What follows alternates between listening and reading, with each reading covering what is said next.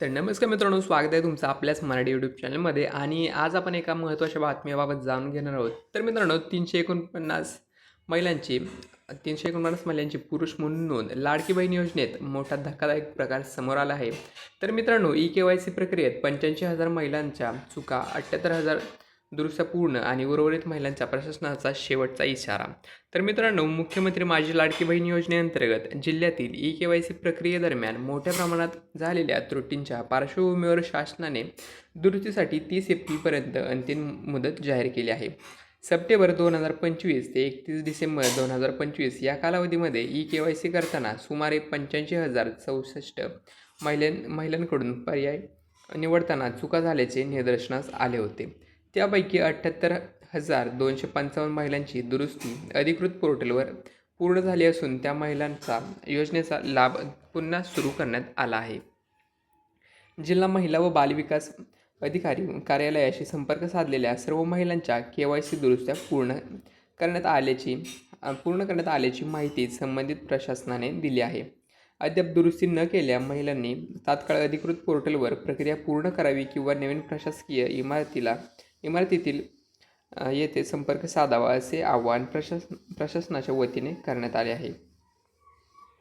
याचबरोबर दरम्यान आधार नोंदणीनुसार वय 65 वर्षापेक्षा अधिक झालेल्या 11,553 महिलांचा लाभ शासनाने थांबवला आहे.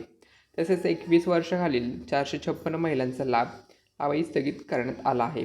या दोन्ही प्रकरणांमध्ये आधारवरील जन्मतारखेत चूक असल्यास शाळा सोडल्याचा दाखला किंवा जन्म प्रमाणपत्र सादर करून लाभ पुन्हा सुरू करता येणार आहे. शासनाने यापूर्वी फेब्रुवारी ते मार्च दरम्यान के-वाय-सी दुरुस्तीसाठी मुदत दिली होती.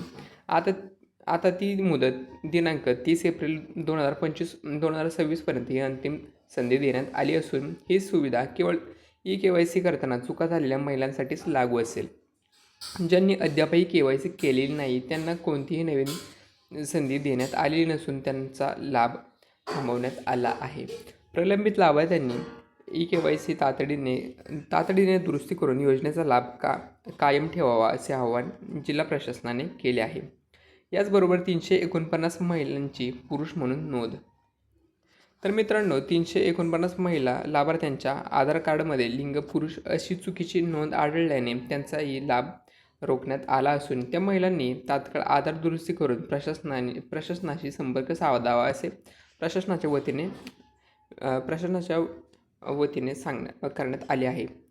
तर मित्रांनो, अशाच माहितीसाठी आपल्या यूट्यूब चॅनलला नक्की सबस्क्राईब करा आणि व्हिडिओ आवडला असेल तर एक कमेंट करून आणि एक लाईक करून नक्की कळवा. धन्यवाद.